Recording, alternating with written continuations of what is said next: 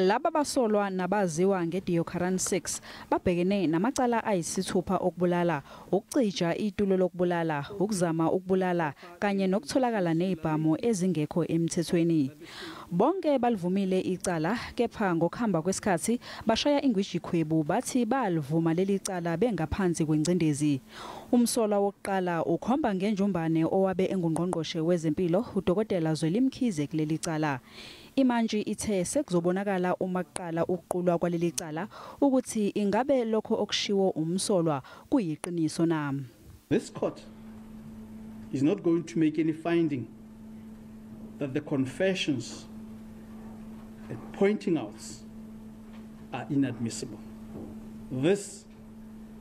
The admissibility or not of the confessions and the pointing outs will be determined by the trial court. uBabita Deokaran wabe eyisikhulu esibhekele ezemali emnyangweni wezempilo eGauteng.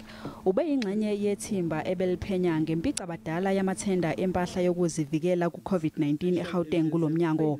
Wadutshulwa wabulawa ngaphandle komuzi wakhe ngoNcwaba. Imfanekiso kamakhalekhukhwini kanye nemoto ezasetshenziswa mhla ebulawa konke kukhomba kulababalisa abayisithupha. Applicants 1, 2, 3, 4, 5 and 6 application to be released on bail is dismissed. Umndeni uthi lesi sekube isikhathi esinzima kuwo. I would just like to say that we're content with what happened today, and we're happy about it. And I have faith, all of us, we do have faith in the justice system. And I know, come at the end of it, all justice will be served. Abasolwa bazobuyela enkantolo ngoNhlolanja wonyaka ozayo.